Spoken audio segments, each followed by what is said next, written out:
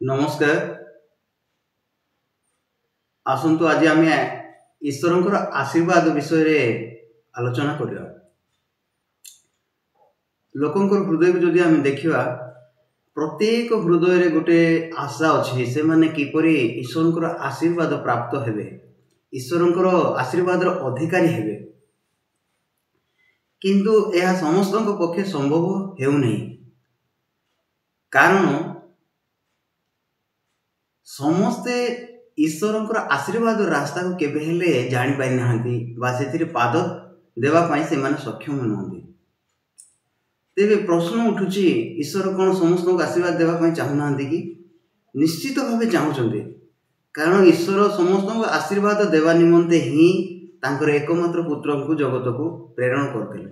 Shutter वाक्य लिखा है ईश्वर जगत को एडे प्रेम कले जे लिखा है, तार अर्थ ईश्वर समस्त को प्रेम करन। से जेकोसी कैटेगरी लोक होना कहीं, जेकोसी स्थिति रे रही था ना कहीं, परमेश्वर समस्त को तांकर प्रेम को प्रकाश करने चाहते। जेपरी से माने आशीर्वाद अधिकारी हेबे, आ गोटे उत्तम आत्मिक जीवन रे प्रवेश करेंगे, आ ईश्वर सहभागितार बंचे। जेहेतु लोक मैंने जानी नाहंती आशीर्वाद क्यों रास्तार अच्छी, से माने निजर जीवन को आउसिक बंचुंट ना यह मोर भाग्य लेखा अच्छी ना एपरी ही जेहेतु मु भल लोक नुहे, जेहेतु मु उत्तम कार्य कर पारुना, जेहेतु मु ईश्वर आज्ञा पालन कर पारुना, से मोर जीवन एमती ही रमती से माने निजर परिस्थिति द्वारा धरा जाएगी से माने बंचुंट। तो आसंतु आज आम बाइबल रे देखिया एग्जैक्ट आशीर्वाद रास्ता कौन। तेबे बाइबल रे लिखा जाएनि कि निश्चित भावे लिखा जाय अछि, ताहा आज आमान को आजिकाली अनुध्यान करियार अछि। तेबे आम जानि परिबा परमेश्वर केउ रास्ता रे आशीर्वाद को रखि छन्ते।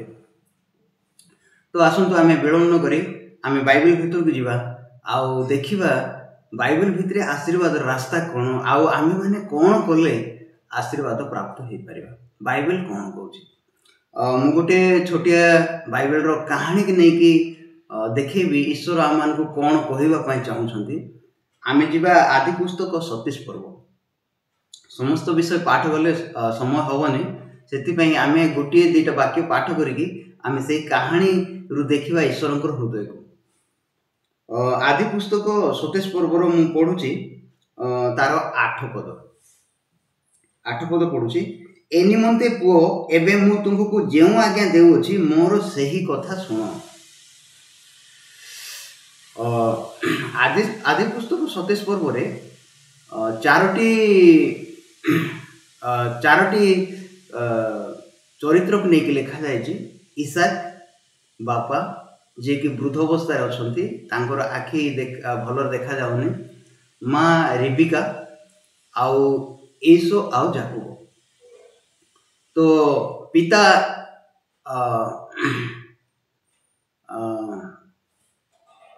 पिता इसाक आशीर्वाद देवाई चाहूँगी तांको ज्येष्ठ पुत्र एसो को, किंतु समय क्रमे से ही आशीर्वाद चली जाउची जाकूब पाखु, जे कि आशीर्वाद रो अधिकारी हेबार योग्यता ता पाखरे नाही जा।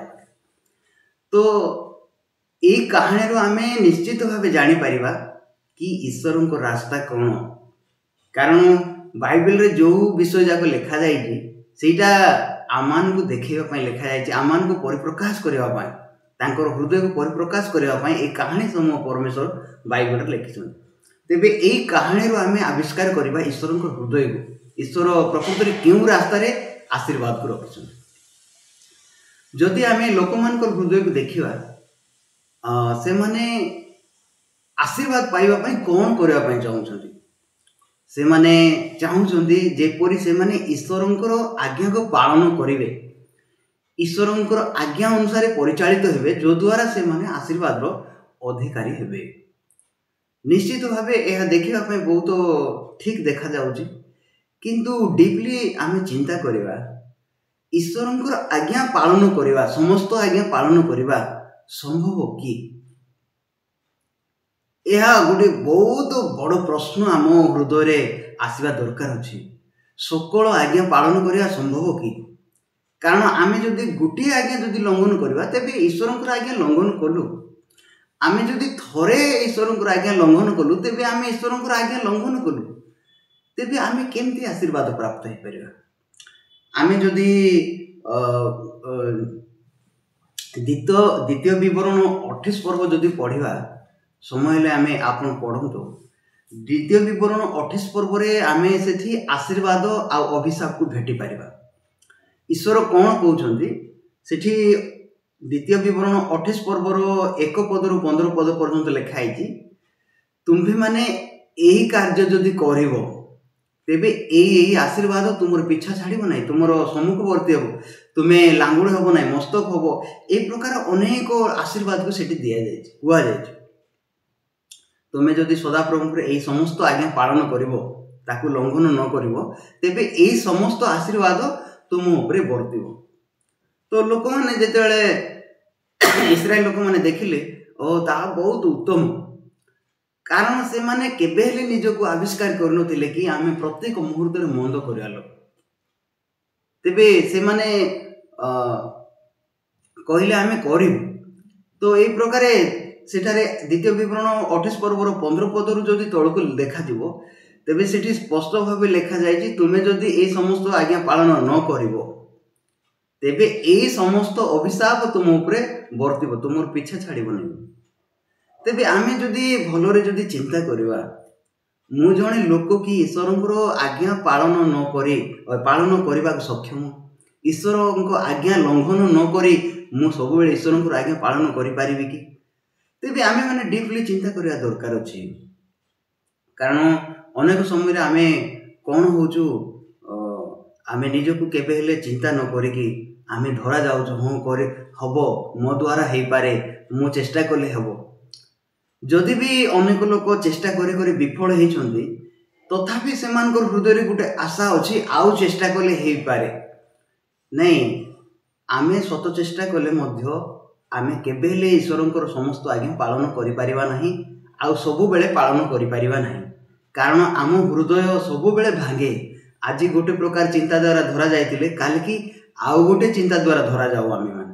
ସେଥିପାଇଁ ଆଜିର ଯେଉଁ ସବଳ ଥିଲା ଆମମାନଙ୍କର ହୃଦୟରେ ଆମ କାର୍ଯ୍ୟ କରିବା ପାଇଁ, କାଲିକି ସେଇ ସବଳତା ନଥିବ।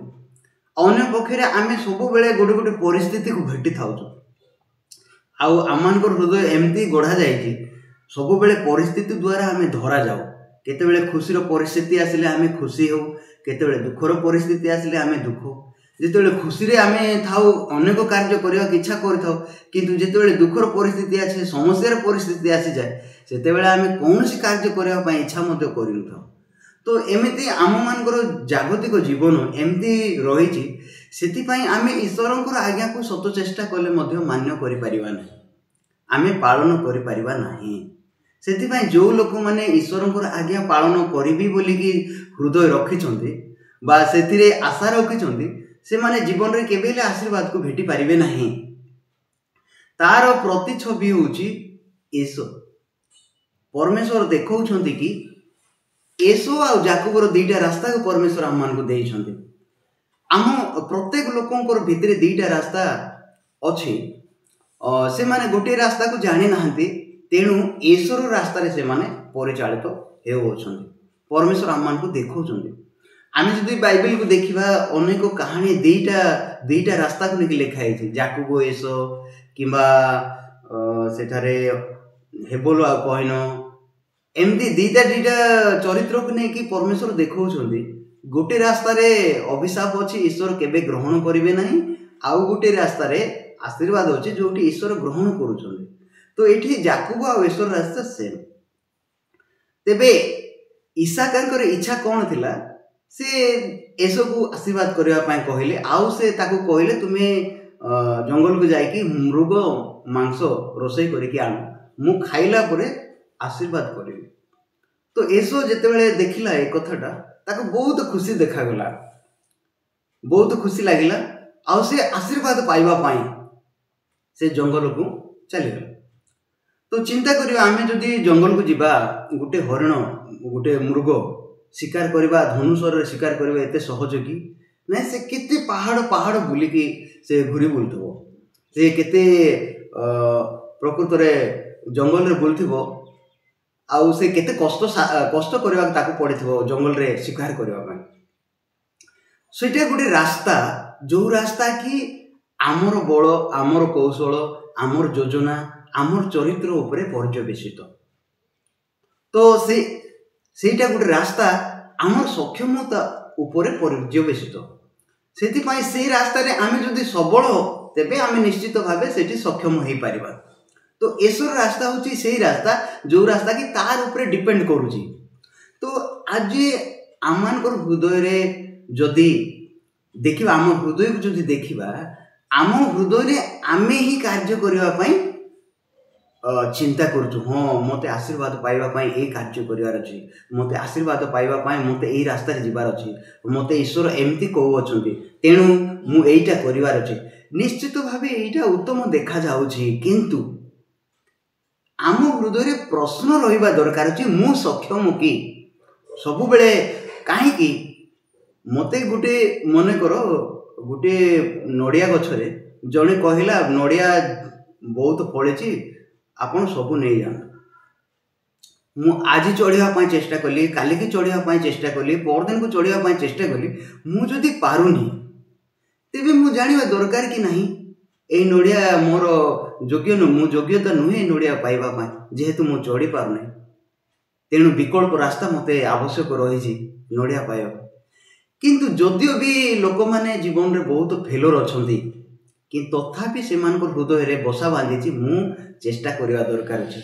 मु जदि गोटे वाक्य कहबी प्रथम पितर 1:16 पदर लिखा है तुम्भ मानकर आह्वानकर्ता जेपरी पवित्र तुम्भे माने मध्य सेही परि पवित्र हुओ ए वाक्य को लेकिन जदि आमे आलोचना करिया निश्चित भाव लोक मान हृदय कौन अच्छी हाँ मते ईश्वर परि पवित्र आह्वानकर्ता माने कि ईश्वर पवित्र होगा लोक मैंने कौन चिंता करती हाँ जेहेतु बाइबल रे वाक्य लिखा है जेहेतु ईश्वर मते कहउछंती तुम्हें पवित्र हो सेति मते पवित्र हेबार अछि हेले लोक मान जदि पचारिबा आपण पवित्र हेइछंती कि ना ना पवित्र हेनी किंतु से मानकर हृदय रे कौन राजत्व करूची ना आगामी दिन रे मु पवित्र हेबी मते पवित्र हेबा को चेष्टा करिवार अछि गोटे जिनस आमे मन रखिबा आमे जीवन सारा चेष्टा कले भी ईश्वर को परि पवित्र हेइ पारिबा नाही हमर दैनंदिन जीवन आमर जो दुर्बल शरीर आमको केबे ईश्वर को परि पवित्र करने को देव ही नहीं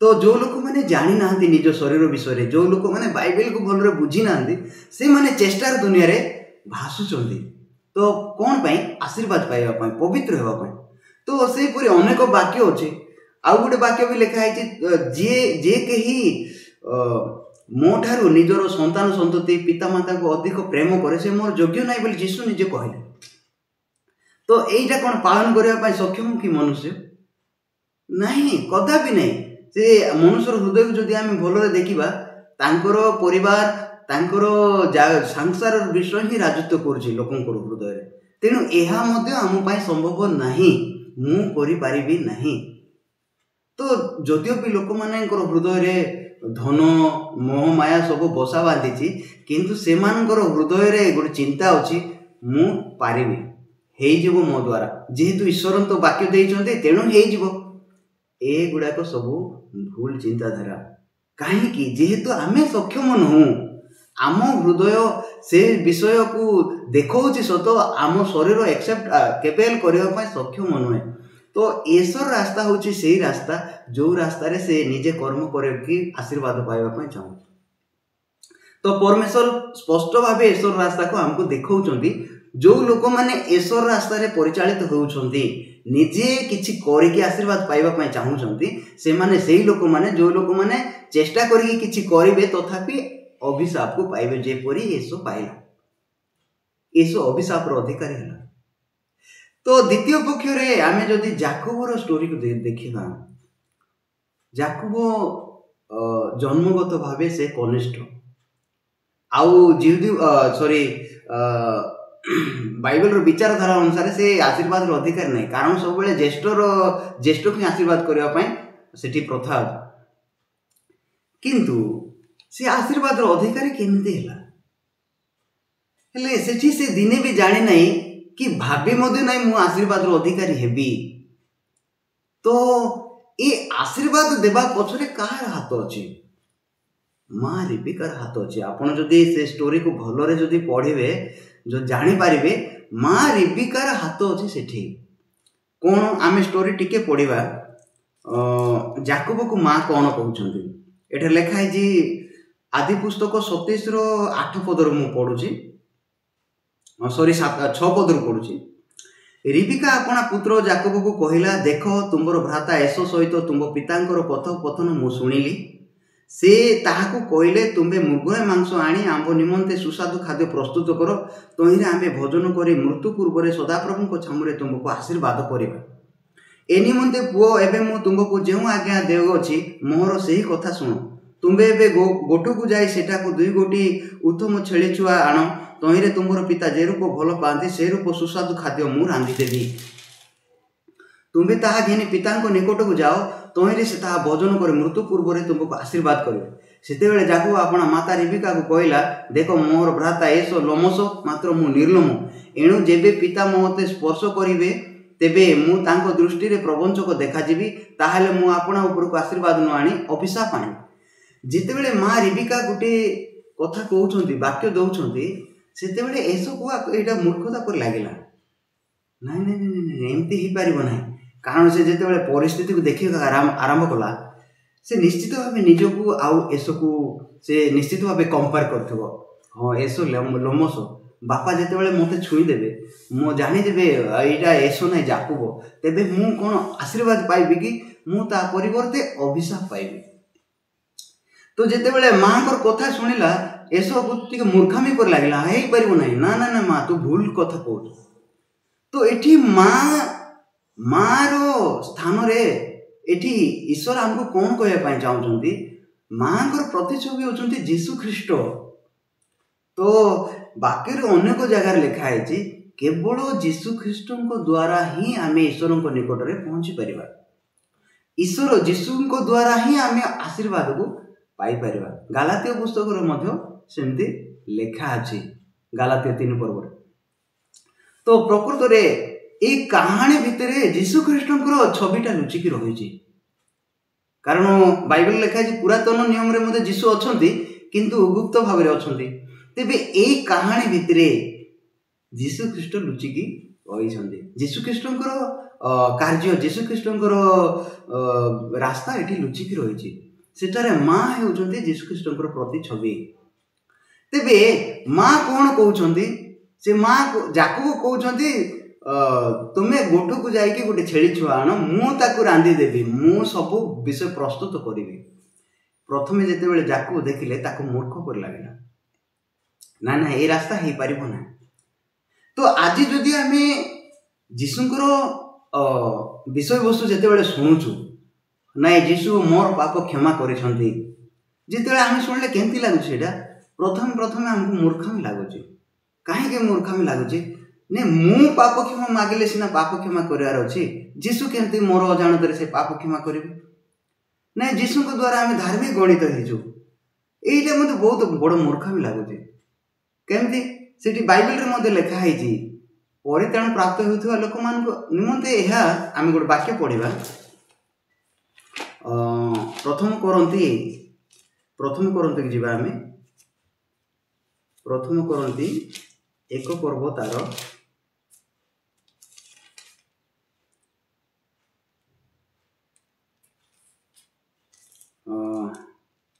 18 ପଦ। ପ୍ରଥମ କରନ୍ତି 1 ପର୍ବ ତାର 18 ପଦ। କାରଣ ବିନାଶ ପ୍ରାପ୍ତ ହେଉଥିବା ଲୋକମାନଙ୍କ ପ୍ରତି କୃଷର କଥା ମୂର୍ଖତା ମାତ୍ର, କିନ୍ତୁ ପରିତ୍ରାଣ ପ୍ରାପ୍ତ ହେଉଥିବା ଆମମାନଙ୍କ ପ୍ରତି ତାହା ଈଶ୍ୱରଙ୍କର ଶକ୍ତି ଅଟେ। ତେବେ କୃଷର କଥା ଯେତେବେଳେ ପ୍ରଚାରିତ ହେବ, ଜଣେ ଯଦି ଯେତେବେଳେ ଶୁଣୁଛି, ତାକୁ ସେଇଟା ମୂର୍ଖାମି ପରି ଲାଗିବ। କାହିଁକି? ନାଇଁ, ମୁଁ କରିକି ସେ ବିଷୟ ପାଇବାକୁ ଅଛି, ମୁଁ ପବିତ୍ର ହେବାକୁ ଅଛି, ମୁଁ ଧାର୍ମିକ ହେବା, ମୁଁ ଚେଷ୍ଟା କରିକି ଆଶୀର୍ବାଦ ପାଇବାକୁ ଅଛି।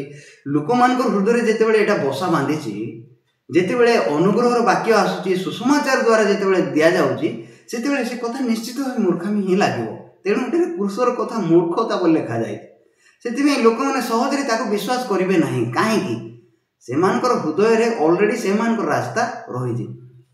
ସେଥିପାଇଁ ଏସୁ କ'ଣ କହୁଛି, ଯାକୁବ କ'ଣ କହୁଛି, ନାଇଁ ମା ସେମିତି ହେଇପାରିବ ନାହିଁ। ଏସୋ ଲୋମୋସ ବାପା ଯେତେବେଳେ ତାକୁ ଛୁଇଁବେ ମୋତେ ଆଶୀର୍ବାଦ କରିବା ପରିବର୍ତ୍ତେ ଅଭିଶାପ ଦେବେ। ସେତେବେଳେ ମା କ'ଣ କହୁଛନ୍ତି, ଆଦି ପୁସ୍ତକ 27 ପର୍ବ 12 ପଦରୁ ଆଉ ପଢୁଛି। ଏଣୁ ଯେବେ ପିତା ମୋତେ ସ୍ପର୍ଶ କରିବେ ତେବେ ମୁଁ ତାଙ୍କ ଦୃଷ୍ଟିରେ ପ୍ରବଞ୍ଚକ ଦେଖାଯିବି। ତାହେଲେ ମୁଁ ଆପଣ ଉପରକୁ ଆଶୀର୍ବାଦ ନ ଆଣି ଅଭିଶାପ ଆଣିବି। ମାତ୍ର ତାହାର ମାତା କହିଲା, ପୁଅ ସେହି ଅଭିଶାପ ମୋତେ ଘଟୁ। କେବଳ ତୁମେ ମୋ କଥା ମାନ ଓ ଯାଇ ଛେଳି ଛୁଆ ଆଣ। ତହୁଁ ଯାକୁବ ଯାଇ ତାହା ଘେନି ମାତା ନିକଟକୁ ଆଣନ୍ତେ ମାତା ତାହାର ପିତାର ରୁଚି ଅନୁସାରେ ସୁସ୍ୱାଦୁ ଖାଦ୍ୟ ରନ୍ଧନ କଲା। ତହିଁରେ ରିବିକା ଘରେ ଆପଣା ନିକଟରେ ଜ୍ୟେଷ୍ଠ ପୁତ୍ର ଏସୋର ଥିବା ଉତ୍ତମ ବସ୍ତ୍ର ଆଣି କନିଷ୍ଠ ପୁତ୍ର ଯାକୁବକୁ ପିନ୍ଧାଇଲା। ଏଇଠି ଈଶ୍ୱରଙ୍କର ହୃଦୟ ପ୍ରକାଶ ପାଉଛି। ଯେଉଁ ଲୋକ ଅଯୋଗ୍ୟ ଈଶ୍ୱରଙ୍କର ଆଶୀର୍ବାଦ ପ୍ରାପ୍ତ ହେବା ପାଇଁ, ଯେଉଁ ଲୋକ ପ୍ରକୃତରେ ଜାଣିଲା ତା ରାସ୍ତାରେ ସେ କେବେ ଆଶୀର୍ବାଦ ପ୍ରାପ୍ତ ହେଇପାରିବ ନାହିଁ, ସେଠି ମା ରିବିକାର ରୋଲ ରହିଛି। ସେଠାରେ ଯୀଶୁ ଖ୍ରୀଷ୍ଟଙ୍କର କାର୍ଯ୍ୟ ରହିଛି। ମା ରିବିକା କ'ଣ କଲେ, ପୁଅ ଯାକୁବ ଯେପରି ଆଶୀର୍ବାଦ ପ୍ରାପ୍ତ ହେବ ସେଥିପାଇଁ ସିଏ ଅଣ୍ଟା ଭିଡ଼ିଲେ। ସିଏ ରୋଷେଇ କଲେ, ସିଏ ମସଲା ତରକାରୀ ବନେଇଲେ, ମାଂସ ରୋଷେଇ କଲେ, ସିଏ ଖାଦ୍ୟ ପ୍ରସ୍ତୁତ କଲେ, ଆଉ ତାହା ପ୍ରସ୍ତୁତ କରି ଯାକୁବକୁ ଦେଇଛନ୍ତି। ଆଉ କ'ଣ କଲେ ଜାଣିଛନ୍ତି, ଯାକୁବର ଶରୀରକୁ ଢାଙ୍କିବା ପାଇଁ ରିବିକା ସେଠିର ଛେଳି ଚମଡ଼ା, ଛେଳି ଲୋମକୁ କ'ଣ କଲେ, ସେଠି ଲେଖା ହେଇଛି, ତହିଁରେ ରିବିକା ଘରେ ଆପଣା ନିକଟରେ ଜ୍ୟେଷ୍ଠ ପୁତ୍ର ଏସୋର ଥିବା ଉତ୍ତମ ବସ୍ତ୍ର ଆଣି କନିଷ୍ଠ ପୁତ୍ର ତା ପୂର୍ବରୁ ପୁଣି ଛେଳି ଛୁଆର ଛାଲ ଘିନି ତାହା ହସ୍ତରେ ଓ ଗଳ ଦେଶରେ ନିର୍ଲମ ସ୍ଥାନରେ ଗୁଡ଼ାଇ ଦେଲା। 16 ପଦରେ ଲେଖା ହେଇଛି। 15 ପଦରେ ଲେଖା ହେଇଛି, ତହିଁରେ ରିବିକା ଘରେ ଆପଣା ନିକଟରେ ଜ୍ୟେଷ୍ଠ ପୁତ୍ର ଏସୋର ଥିବା ଉତ୍ତମ ବସ୍ତ୍ର ଆଣି କନିଷ୍ଠ ପୁତ୍ର ଯାକୁବକୁ ପିନ୍ଧାଇଲା। ପୁଣି ଛେଳି ଛୁଆର ଛାଲ ଘିନି ତାହା ହସ୍ତରେ ଓ ଗଳ ଦେଶର ନିର୍ଲମ ସ୍ଥାନରେ ଗୁଡ଼ାଇ ଦେଲା। ତ ଏଇଟା କିଏ କଲେ? ମା ରିବିକା କଲେ। ଯେପରି ଏସୋ ଆଉ ପ୍ରକାଶ ପାଇବ ନାହିଁ, କେବଳ ଯାକୁବ ଆଉ ପ୍ରକାଶ ପାଇବ ନାହିଁ, ଏସୋ ବୋଲିକି ବାପା ତାକୁ ଆଶୀର୍ବାଦ ଦେବେ, ସେଥିପାଇଁ ରିବିକା କାର୍ଯ୍ୟ କଲେ। ତ ବସ୍ତ୍ର ମାନେ ବାଇବେଲରେ ଧାର୍ମିକତାକୁ ବୁଝାଏ। ବସ୍ତ୍ର ମାନେ ଧାର୍ମିକତାକୁ ବୁଝାଏ। ତ ପ୍ରକୃତରେ କେଉଁ ଧାର୍ମିକତା ନେଇକି ଯାକୁବ ଆଶୀର୍ବାଦ ପ୍ରାପ୍ତ ହେଲା? କାରଣ ମା ପିନ୍ଧେଇଥିବା ବସ୍ତ୍ରକୁ ନେଇକି ପିନ୍ଧିକି, ସେ ମା ଦେଇଥିବା ଖାଦ୍ୟକୁ ନେଇକି ସେ ଆଶୀର୍ବାଦ ପ୍ରାପ୍ତ ହେଲା। ଆମେ ଯଦି ଏଠାରେ ଯୀଶୁଖ୍ରୀଷ୍ଟଙ୍କୁ ଆଣିବା, ଯୀଶୁଖ୍ରୀଷ୍ଟଙ୍କ ବିଷୟରେ ଯଦି ଆଲୋଚନା କରିବା, ଯୀଶୁଖ୍ରୀଷ୍ଟ ଆମମାନଙ୍କୁ କ'ଣ ଦେଇଛନ୍ତି? ଯୀଶୁଖ୍ରୀଷ୍ଟ ଆମମାନଙ୍କୁ ତାଙ୍କ ରକ୍ତକୁ ଦେଇଛନ୍ତି, ଯୀଶୁଖ୍ରୀଷ୍ଟ ତାଙ୍କର ମାଂସକୁ ଦେଇଛନ୍ତି। ଆମେ ଯେପରି ତାହା ଘେନି ଆମେ ଈଶ୍ୱରଙ୍କ ନିକଟକୁ ଯାଇପାରିବା, ଯେଉଁଟାକି ଆଶୀର୍ବାଦର ରାସ୍ତା। ରକ୍ତକୁ ଘେନି ଯିବାର ଅର୍ଥ କ'ଣ? ନାଇଁ, ଯୀଶୁଙ୍କ ରକ୍ତରେ ଆମର ସମସ୍ତ ପାପ କ୍ଷମା ହେଇଛି, ତାହା ବିଶ୍ୱାସ କରିବା। ରକ୍ତକୁ ଘେନି ଯିବାର ଅର୍ଥ ଯୀଶୁଖ୍ରୀଷ୍ଟ ଆମ ପାପର ପ୍ରାୟଶ୍ଚିତ୍ତର ବିଷୟବସ୍ତୁ ହେଉଛି ଯୀଶୁଖ୍ରୀଷ୍ଟଙ୍କର ରକ୍ତ। ତେବେ ମା କ'ଣ କଲେ, ଆଉ ଯାକୁବକୁ ସଜେଇ ଦେଲେ ଯେପରି ସେ ପିତାଙ୍କ ନିକଟକୁ ଯିବ ଆଉ ଆଶୀର୍ବାଦ ପ୍ରାପ୍ତ ହେବ। ତ ଆରାମସେ ଯାକୁବ ଯାଇକି କ'ଣ କଲା, ସେ ଆଶୀର୍ବାଦ ପାଇଲା। ଏ ଷ୍ଟୋରି ଯଦି ଆମେ ଚିନ୍ତା କରିବା, ଏଠି ପ୍ରବଞ୍ଚନା ପରେ ଦେଖାଯାଉଛି। କ'ଣ ପ୍ରବଞ୍ଚନା? ସେ ଯାଇକି କ'ଣ କହୁଛି, ପିତା ମୁଁ ଏସୋ ଆସିଲି। ହେଲେ ସେ କ'ଣ ଏସୋ ଥିଲା କି? କଦାପି ଏସୋ ନଥିଲା। କାହିଁକି ସେ ଏସୋ ବୋଲି କହିଲା? ସେ ମିଥ୍ୟା କହିଲା କି? କଦାପି ନୁହେଁ। ସେ ମାଙ୍କର ଆଜ୍ଞାକୁ ପାଳନ କଲା, ମାଙ୍କର ଅର୍ଡରକୁ ସେ କହିଲା, ମାର ହୃଦୟକୁ ସେ କହିଲା ବାପାଙ୍କ ନିକଟରେ ଯାଇ। ଆଜି ଯଦି ଆମେ ଯୀଶୁଖ୍ରୀଷ୍ଟଙ୍କର ହୃଦୟକୁ ଗ୍ରହଣ କରିବା, ଯୀଶୁଖ୍ରୀଷ୍ଟଙ୍କର କାର୍ଯ୍ୟକୁ ଯଦି ଗ୍ରହଣ କରିବା, ଆମେ ମଧ୍ୟ ଆଶୀର୍ବାଦର ଅଧିକାରୀ ହେଇପାରିବା। ତେବେ ଆସନ୍ତୁ ଗୋଟେ ବାକ୍ୟ ପଢ଼ିବା। ରୋମିଓ ପୁସ୍ତକ ଆମେ 10 ପର୍ବକୁ ଯିବା। ରୋମିଓ ପୁସ୍ତକ 10 ପର୍ବ ତାର 1 ପଦରୁ ଆମେ ପଢ଼ିବା। 3 ପଦ ପଢ଼ିବା। ରୋମିଓ ପୁସ୍ତକ 10 ପର୍ବ ତାର 3 ପଦ। ଯେଣୁ ଈଶ୍ୱର ଦତ୍ତ ଧାର୍ମିକତା ବିଷୟରେ ଅଜ୍ଞ ହୋଇ ଓ ଆପଣା ଧାର୍ମିକତା ସ୍ଥାପନ କରିବାକୁ ଚେଷ୍ଟା କରି ସେମାନେ ଈଶ୍ୱର ଦତ୍ତ ଧାର୍ମିକତାର ବଶୀଭୂତ ହୋଇନାହାନ୍ତି। ତ ଲୋକମାନଙ୍କର ହୃଦୟରେ ବସା ବାନ୍ଧିଛି କ'ଣ? ଆମେ ନିଜେ ଆମ ନିଜର ଧାର୍ମିକତାକୁ ନେଇକି ଆମେ ଈଶ୍ୱରଙ୍କ ନିକଟକୁ ଯିବୁ। तो ईश्वर मनुष्यर धार्मिकता कौन बोली बाइबल लिखाई जिसाय 64 पर्व लिखाई ईश्वर मनुष्य मान धार्मिकता हूँ चिरा कना सदृश छिंडा कना सदृश जहाँकि आम केवे ईश्वर निकट को पहुँचे पार ना। तो ईश्वर निकट में आशीर्वाद अच्छी ईश्वर गौरव आम केमती बर्तव ईश्वर महिमा भितर आम केमती प्रवेश कर ना कदापि आम प्रवेश कर आम रास्तार से जो लोक मैंने निज रास्ता को फिंगती निजक जानते बाइबल द्वारा आविष्कार करती मु जड़े ए प्रकार लोक मोर धार्मिकता जिते जहाँ ईश्वर निकट में पहुँचे पार ना।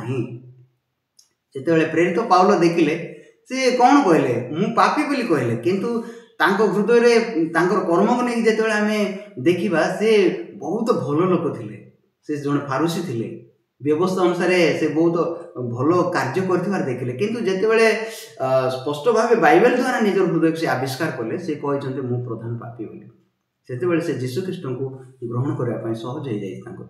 तो जिते देखुचु से दीटा धार्मिकता अच्छी गोटे धार्मिकता मनुष्य द्वारा प्रस्तुत मनुष्य व्यभिचार न करी चोरी न करी भल काम करके से धार्मिकता से धरुची हाँ मु धार्मिक जेहेतु मु भल काम करती फारूसी धरला यही लोक पर नुहे मु सप्ताह को 2 थर उपवास करुची मु दशमांश दौची यही प्रकार निजर कर्म को लेकिन जो धार्मिकता हृदय स्थापित होती हूँ मनुष्यर धार्मिकता तेबे सेटा हूँ ईश्वर रास्ता किंतु जाकू से रास्ता आशीर्वाद प्राप्त है ना सेठारे निश्चित भाव से रास्ता नुहे हेले रिबिका कहीं जाकूब को ए प्रकार रास्ता देखेला कारण से प्रतिज्ञा पाई आमे जदि बाइबल को देखा भल आदि पुस्तक 26 पर्व को जीवा सेठार कौन लिखा अच्छी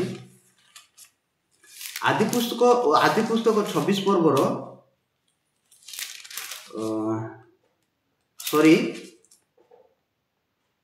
25 पर्वर 23 पद एमती लिखा अच्छी तहिरे सदाप्रभु ताहाकु कहले आदि पुस्तक 25 पर्व तार 23 पद पढ़ुचे तहिरे सदाप्रभु ताहाकु कहले तुम गर्भ में 2 गोष्ठी अछंती और 2 गोत्र तुम उदर विभिन्न हेबे एक गोत्र अन्य गोत्र ठारू बलवान हेबो पुणी ज्येष्ठ कनिष्ठर सेवा करिवो तार अर्थ यह हूँ रास्ता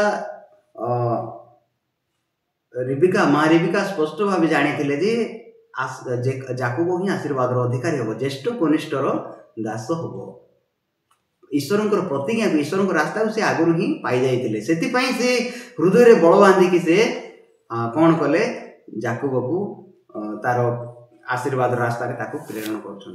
तो आम जिते जीशु को देखुचु जीशु भल भाव जानी आम तांकर कार्य द्वारा ही आम आशीर्वाद प्राप्त हो पार तेणु जीशु निजे कार्य कले तेणु जीशु निजे रक्ताक्त हेले कालवरी क्रूसरे निजे रक्त झरइले आंकर जीवन को देले कहीं जेपरी ताकू आम ग्रहण करी ईश्वर निकट में पहुँची पारिबा ईश्वर आशीर्वाद को पाई पारिबा किंतु लोक मान हृदय कौन अच्छी से माने सबुबले चिंता करुछंती आमे किछि करिके आशीर्वाद प्राप्त हो ना आत्मिक जीवन सेटा नुह आमे कौन करूछु कौन न करूछु आत्मिक जीवन सेटा आमे जीशु को ठारे बंचिबा बाइबल रे आमे जे कोनसी जगह रे जदी आमे देखिबा हमको जीशु को सहित बोली लिखा जायछि तेणु जदि आमे बाइबल जदि पढ़िबा पापर वेतन होछि मृत्यु लिखा है किंतु ख्रीष्टंकर सहभागितारे ताहा अनंत जीवन बोली लिखा है आपन जदि एटा कोट लिखा है रोमियो पुस्तक लिखा है रोमियो पुस्तक जदि पढ़िबे रोमियो पुस्तक रे ए वाक्य आपन पाइबे रोमियो पुस्तक रोमियो पुस्तक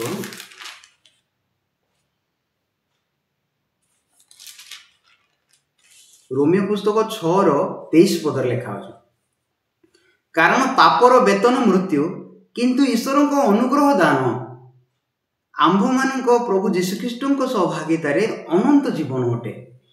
तो लोक मैंने केबे हेले चिंता करि पारुना सेतिपाई से माने कौन करुछंती निज चक्षु को निजर कर्म उपर पर्यवेक्षित कर निजे निजको मालिक करके बंचुछंती सेठारे जेतेबेले जीशु को मालिक करा जिवो जेतेबेले जीशु को सहित एक करा जिवो ताहा ही आशीर्वाद रास्ता ताहा ही अनंत जीवन रास्ता ताहा ही परित्राण रास्ता नचेत कदापि परित्राण रास्ता ही पारिबो ना। याकूब जहा कले मध्य से आशीर्वाद पाई पारिबो नाही कि आशीर्वाद अधिकारी हेई पारिबो नाही।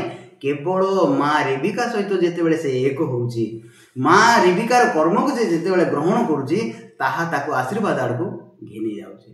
तो आज ईश्वर आम को कौन कहवाई चाहते आम ईश्वर रास्ता जीवा ना याकूब रास्ता जीवा नहीं। ईश्वर इच्छा करुँच आम याकूब रास्ता जीवा। तो जो लोक मैंने ईश्वर रास्ता अच्छे से आज याकूब रास्ता को आम डेवा दरकार अच्छे, मन परिवर्तन करवा दरकार अच्छे, तेबे जाए आम आशीर्वाद अधिकारी हो पार। ता बहुत आनंदर रास्ता, सेटा आम परिश्रम फल ना, जीशुकर परिश्रम फल। तेणु जिते आम से रास्तार पहुँचा आमको विश्राम आसीज। जीशु कौन कहले, हे परिश्रांत भारग्रस्त लोक समस्ते मो निकट को आस, मु तो मान को विश्राम देवी। तेबे आम जदि से रास्ता को भेटी जा, आज से रास्तार जदि पाद देवा, नाई जीशु मते पवित्र करिसंती, जीशु मते धार्मिक कर सारी, जीशु मोर पाप क्षमा कर सारी, मु धार्मिक अटे, मु पवित्र अटे। तो यह हूँ ईश्वर को रास्ता, से रास्तार जीशु कार्य कर। आमर आत्मिक जीवन आम नियंत्रण न करी आम जीशु को देवा दरकार अच्छे।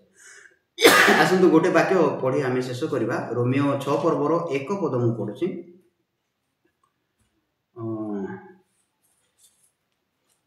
सॉरी, एफिसियो 1 पर्वर, एफिसियो 1 पर्वर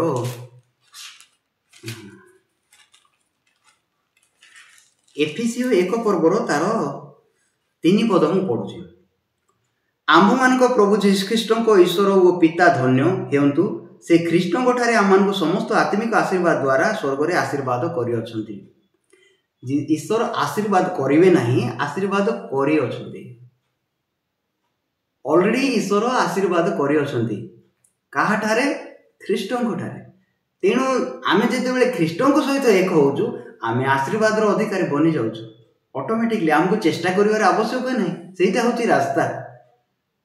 तेबे जो लोक माने ख्रीष्ट सहित अच्छा, माने जो लोक माने ख्रीष्ट को रिसीव कर ग्रहण कर, जीशु को ग्रहण करवा माने कौन, माँ रेबिका को याकूब ग्रहण करवा माने कौन, तार बनै देवा खाद्य ग्रहण करवा, से जो रास्ता जो ड्रेस पिंधुचंती ताको ग्रहण करवा। तेबे जीशु को ग्रहण करवा माने कौन, से जहाँ प्रस्तुत करिसंती ताको आमे रिसीव करवा। जीशु को रक्त द्वारा आमर पाप क्षमा है, ताको विश्वास करवा। बहुत सहज विषय। जीशु जहाँ मान करिसंती ताहा को ग्रहण करवा ही जीशु को सहित आम रहा, जीशु को ग्रहण करवा।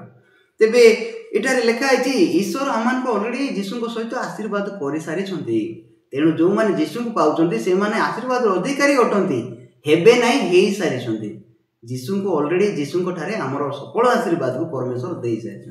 तेणु आज आम जदि जीशु को सहित एक होचु, तेबे आम आशीर्वाद अधिकारी बनी जाऊँ। सॉरी, आउ गोटे वाक्य पढ़ा तापर आम शेष करवा। लिखाई रोमियो 8 पर्व को जीवा। कौन लिखाई, रोमियो 8:29 पद मु पढ़ुची। कारण जो मान से पूर्वर जानी से पुत्र को प्रतिमूर्ति अनुरूप होगा निमंते से पूर्वर निरूपण करते। लोक मैंने भावुं आज मु चेष्टा करके आशीर्वाद अधिकारी होईटा से बुझामणा से हृदय, किंतु यहाँ वाक्य नुह। परमेश्वर ऑलरेडी आम जन्म होगा पूर्व ही आमको आशीर्वाद अधिकारी कर सारी जीशु ठारे, से निरूपण कर लिखाई। तापर लिखाई से पूर्व निरूपण करते जेपरी से अनेक भ्राता मध्य अग्रज होती। जीशु ख्रीष्ट होउछंती आमर अग्रज, सी अग्रज भाव निर्माण परमेश्वर सृष्टि कर। 30 पदर कौन लिखाई, रोमियो 8:30, आउ जो मान से पूर्व निरूपण करते से आह्वान कले। आज आम परमेश्वर किसी करके तुम ईश्वर को निकट को आसवाई कहूना, से आगुरी ही प्रस्तुत कर सारी आमको डाकुंट, खाली डाकी। पुणी जो मान से आह्वान कले से धार्मिक बोली गणिले, जहाँ को भी डाकिले क्या डाकिले। जीशु कौन कहते, मु धार्मिक लोक मान निमंते आसी ना, मु पापी मान निमंते आसी। लोक कौन भावुं, हाँ मु पापी हो रही दरकार अच्छी। से ये कौन लिखाई, जो मान से आह्वान कले से धार्मिक बोली गणिले। गोटे पापी को किए धार्मिक बोली गणिले, ईश्वर धार्मिक बोली गणिले। कहीं धार्मिक बोली गणिले, जेहेतु जीशु से समस्त पाप अपराध क्षमा कर सारी, से धार्मिक बोली गणिले। कौन लिखाई, आउ जो मान से धार्मिक बोली गणिले से गौरवान्वित कर। तो परमेश्वर गौरव आमे मैंने प्रवेश कर सारी जो मैंने विश्वास कर जो मैंने जीशु को ग्रहण कर पार ना जो मैंने निजर रास्ता के ही ग्रहण कर ईश्वर रास्तार अच्छा से माने जीवन रे केबे हेले आशीर्वाद को पाई परिबे नै कारण आशीर्वाद केवल जीशु को ठारे रही जीशु होचंती आशीर्वाद अधिकारी जो माने जीशु को सहित एक से माने आशीर्वाद अधिकारी अटंती तेणु आज मोर धन रत्न अच्छी कि मोर कौन अच्छी कि न अच्छी सेटा आशीर्वाद नुहे कि मो शरीर बहुत सुस्थ सबल अच्छी सेटा मत आशीर्वाद नुहे मु जीशु को सहित जदि अच्छी मु आशीर्वाद अधिकारी अटे मोर जहाँ भी देखा जाऊ न देखा जाऊ से किसी चिंता करिवार आवश्यकता नहीं तेणु जीशु को सहित जो माने एक जीशु मोर पाप बही नेले बोली लिखाई तेणु मु निष्पाप मु धार्मिक कहीं जीशु जदि मोर पाप नेले बोली सुसमाचार कहूँ मुझे पापी कहबी तार तो जीशु पाप नहीं नांती बोली मु जीशु को अस्वीकार करती आदि मु जीशु को अस्वीकार करती तेबे मु जीशु को सहित एक केबे हेले नुहे जीशु जहाँ करिसंती सेथिरे मु एकमत ताहा ही विश्वास मन परिवर्तन कर और सुसमाचार विश्वास कर पवित्र आत्मा एमती कहउछंती तेबे जीशु जहाँ करिसंती सेथिरे एकमत हेबा ताहाको हृदय ग्रहण करबा ही विश्वास तो प्रकृत रे आशीर्वाद अधिकारी सी जी जीशु को सहित एक धन्यवाद बाइबल रे अनेक विषय अच्छे समय काढ़ी बाइबल पढ़ो धन्यवाद।